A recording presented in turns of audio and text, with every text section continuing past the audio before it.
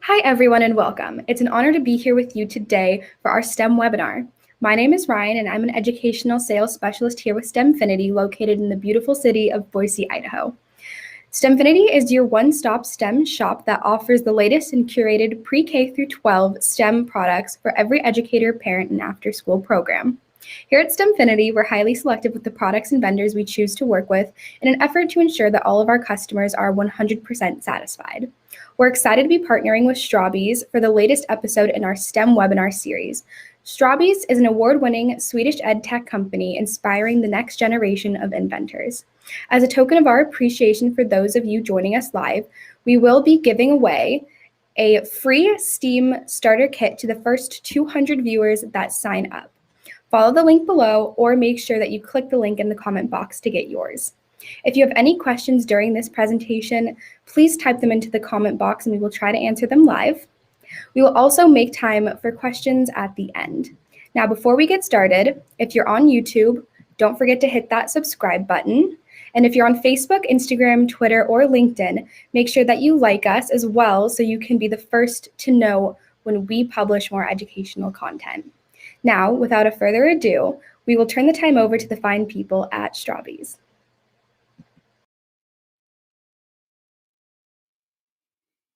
Let's see there. Thank you, Ryan, so much for that fine introduction and for us being part of this webinar here. So just let me start out by sharing my screen here.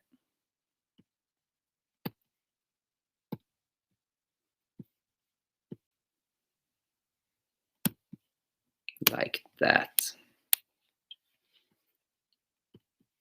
Perfect. So, Strawbees is a hands-on STEAM tool that is for K-8 students to explore and learn how construction building, mechanical movement, and coding are interacting with each other. So, for example, how do the barriers in a public parking garage work, and how do you keep count on the traffic that are passing through? These are typical activities that students will simulate by building and coding a parking garage entrance, for example. And this webinar will be about how we engage more students into STEAM activities or STEM. But before that, I just want to explain a little bit about Strawbees. So Strawbees started out as a Kickstarter campaign that went really well in 2014 by Erik Torstensson. He is the inventor of Strawbees. He graduated as a mechanical engineer with a focus on sustainability, and he wanted to bring affordable maker tools into the classroom by using the plastic cutout from industrial production. He created this Strawbees connector first, and that was meant to be used with straws and cardboard and so on. And today we have a complete STEAM product lineup and coding solutions to school with curriculum aligned lessons and so on. So just short about me. I am the key account manager in US and Europe. I've been working now for Strawbees for 2 years.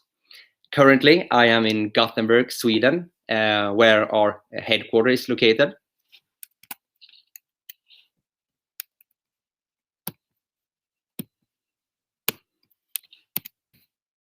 So, how to engage more students into STEAM? There are these 3 things that I would like to talk about. Making sure that we're having enough material for every student is the first one. The second one is that we need to use tools that build creativity and learning confidence. And lastly is about the importance of speed. But let's talk about the first thing, and making sure that we have enough material for every student. We don't want to limit the experience for the students by having too little material for each one of them. Like this, imagine if you're super thrilled to get started with solving a problem, for example, constructing and coding a robot, and you have this idea in your head on how you want to approach the situation, right? But you need to wait for someone else to finish their idea first. Or imagine that you are in the process of creating and you have entered your flow state where you're so into what you're doing and you have started asking questions for yourself like, what happens if I do this, or what happens if I turn that, and so on.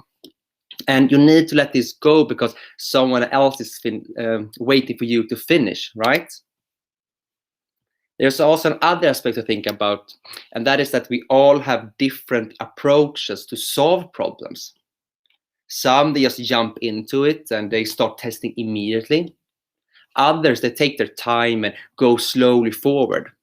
And students that jump into testing, they can take up a lot of the room and the material without really thinking about it. And they are like pushing away the ones that need time to adjust.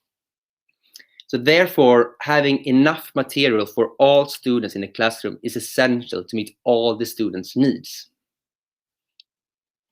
Secondly, is about using tools that build creativity and learning confidence. So what I mean with this is that confidence, that is something that we learn. We learn it by testing, we learn it by repeating, and this helps us build the creativity. So if I would start playing tennis, I would get better at it the more I test or practice. And this would give me more confidence that I can start being more creative in my game. And the lack of confidence often comes from the mindset that you can fail. And even if we embrace failure and have this learn from your mistakes attitude, the student, they did not always think the same. It's a process to learn confidence, and it takes time. So how can we help the students to learn confidence so that they can build creativity? We give them the tools that enable them to do more than just complete assignments. For example, a car where the goal is to code it to move forward or in a certain path is limited for the user to explore more. And questions like, what happens if I do this? Or what happens if I do that? That we want the student to ask themselves will be much harder if we don't have the right STEAM tools. And student-driven learning often comes after having completed an assignment. And a student can explore by themselves or in groups on how to improve their own project. And to make student-driven learning happen in a school environment that lacks the ingredient of time, we need to have a tool that you can do fast prototyping with. A tool that lets the student check the boxes in the curriculum, but of course move past that and explore by themselves. We also need to have in mind that students are different. They learn differently. They have a different interest. So therefore, of course, we need to have a different tool. Some, they want to build a crane. Others, a bridge, a mechanical arm, or a blinking star, or even a baby robot.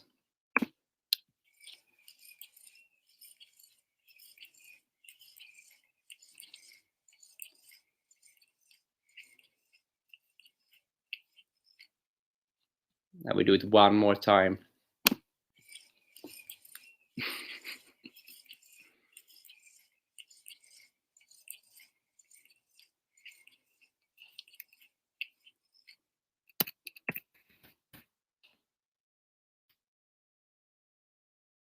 And I listened to this webinar with Kelsey from Kojo, and she talked about getting more girls into tech and why it can be hard because of the stereotypes.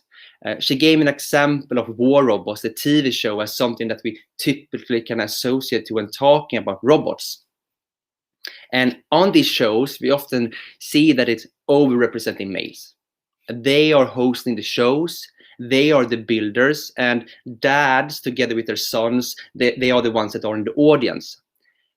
And even if this is not something that we might think about directly, it is still sending a message to girls who are thinking about building robots, and they associate with something that is for boys. The last thing here is about speed and the importance of speed. So speed is important to have in mind when to engage students into STEM. We all know that time is not something that we have an overflow of in the schools, and time spent looking for the right part instead of the next solution takes energy, enthusiasm, and learning from the students. You don't want to go around looking for a specific part or take time looking at an instruction book on what piece that will come next. You want the student to test for themselves and see if their solution will work. And hopefully it will not the first time, so that they can learn from this experience. We are also seeing that the time from the thinking process to start actually prototyping has a great impact on how the students dare to test new ideas and dare to expose themselves to failure.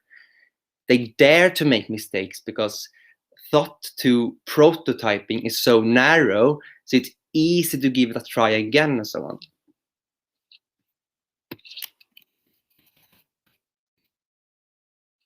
So why learn with Strawbees? We want to give every child the opportunity to become inventors so they solve future problems. How? By creating teacher-friendly STEAM and coding lessons and providing high student engagement for grades K-8. What we mean by teacher-friendly is that we want to give them an easy and friendly introduction to building and coding as possible, and we want to help the teachers as much as possible so they can do what they are best at, educating, of course. And we know that learning and teaching program has been very frustrating for so many teachers. They have spent a lot of time by themselves on their free time, and what we want to do is to help them out as much as possible. We are doing this by creating curriculum-aligned lessons that can be modified easily and can be transferred to Google Classroom, for example. And we always think about how we can improve the experience for the teachers, because we know that that will affect the students directly. For example, recently we upgraded our STEAM school kit, that is our most popular product, with a built-in store solution. So it will be much easier to distribute and organize it back together in the classroom. This giving more learning time to the student and less time cleaning.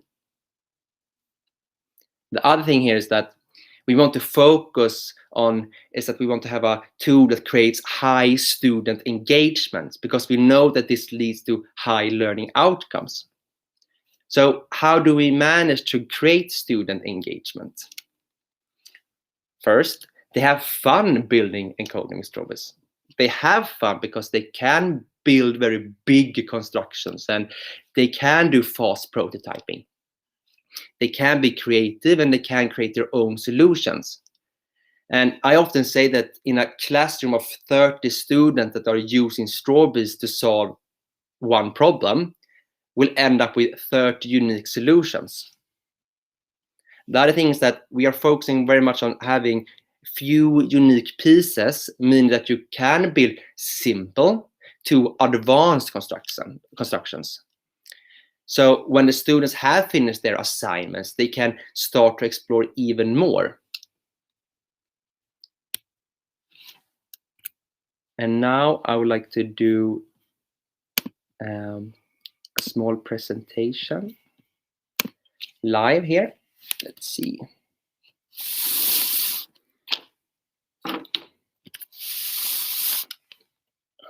Like that. So what I have in front of me, this is a crane built by myself. This is a typical activity that you can find on Strawbees Learning, a platform that is free for teachers and students to use for tutorials and so on. And what I have done is that I have attached a microbit to this crane using our microbit extension. So this means that I can build with Strawbees and then I can code my constructions using microbit. And if I turn this one on here, like that, hope that you see it good. Then I have a second microbit that I have attached to this arm device that I built.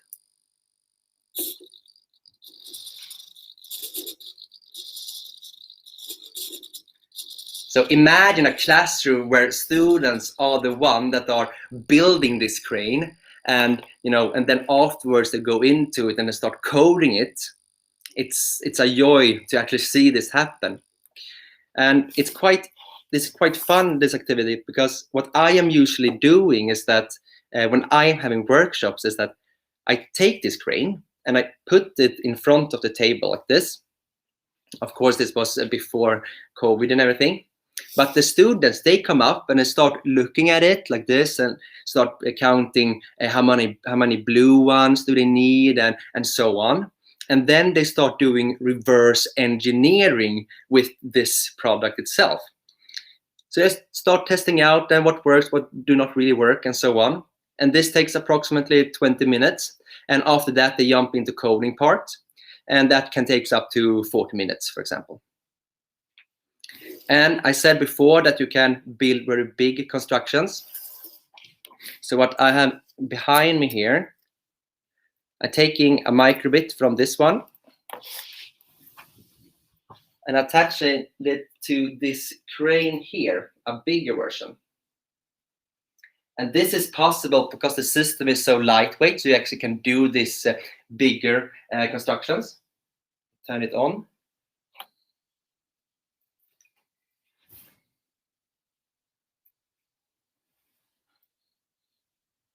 And there we go. And as you probably noticed, I haven't even changed the code. I just switched the microbit itself.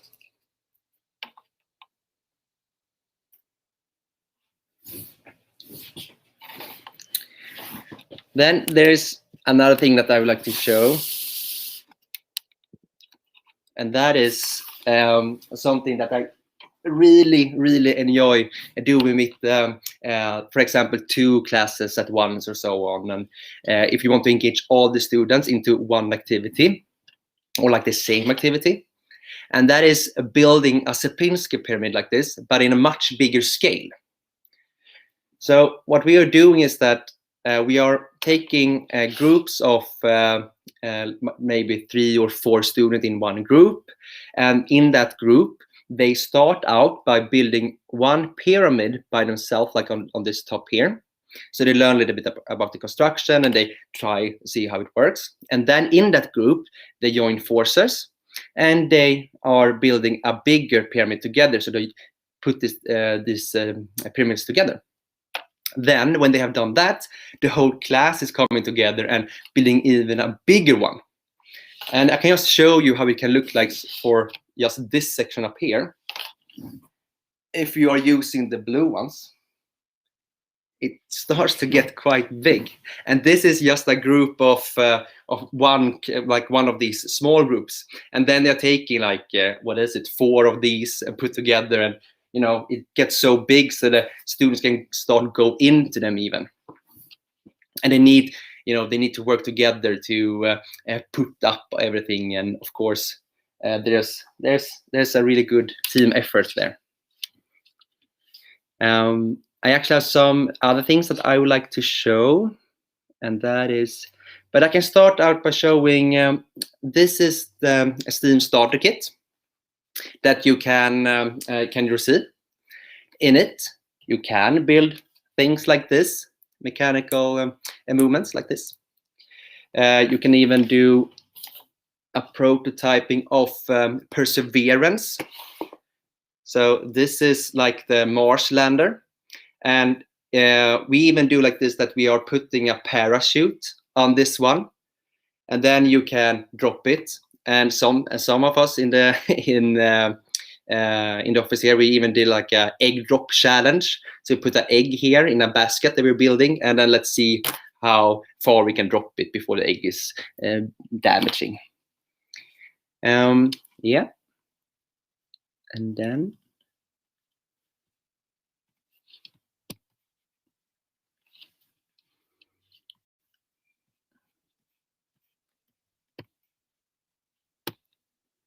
so this is actually a video from my first workshop that I had in Sweden with a class. And what we let them do is that they are building like robots, like a robot racers. But what I like to do is that in the end, they can start modifying these robots. And this is what one of the students actually came up with. It was super fun to see. I can show you. Kör! Den har en liten start. Den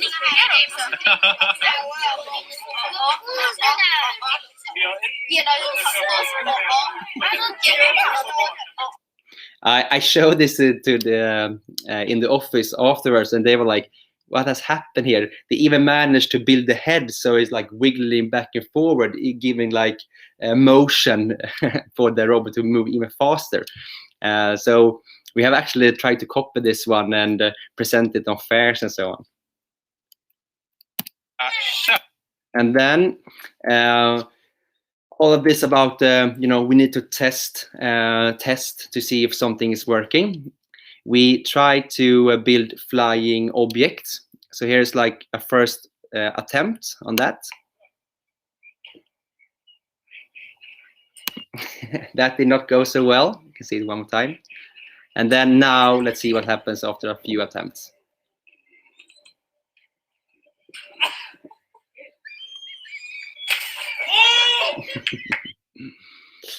Yeah, don't give up. And this is actually the last thing that I will show. It's a sneak peek into Torsten's ridiculous inventions. It's a YouTube channel that he's doing to show for everyone that's having Strawbees, like what things you can do. It's a little bit more high, high ceiling projects.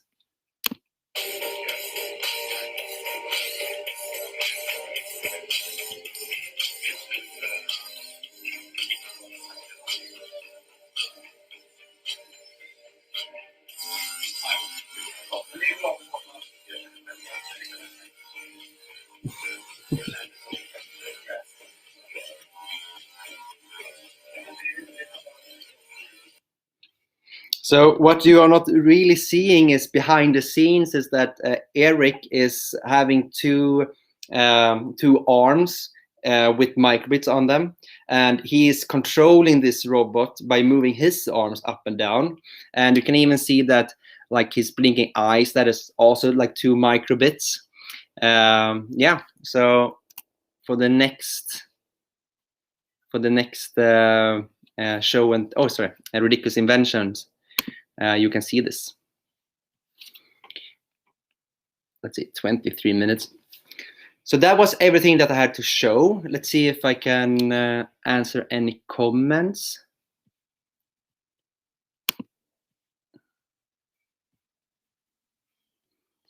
Yes, so this kit here, it's the Steam starter kit that you can receive. It is for 1 to 2 users, and in it you have the construction system. Exactly, there you see the link, so make sure that you press that link so you get the chance to get a free Steam starter kit. 1 to 2 users, perfect for students who are working at home, or only a private person using it as well. And in this, you don't have any electronic part, so it's the construction system. To buy like the microbit things that I showed you, you need to add robotic inventions for the microbit to it as well.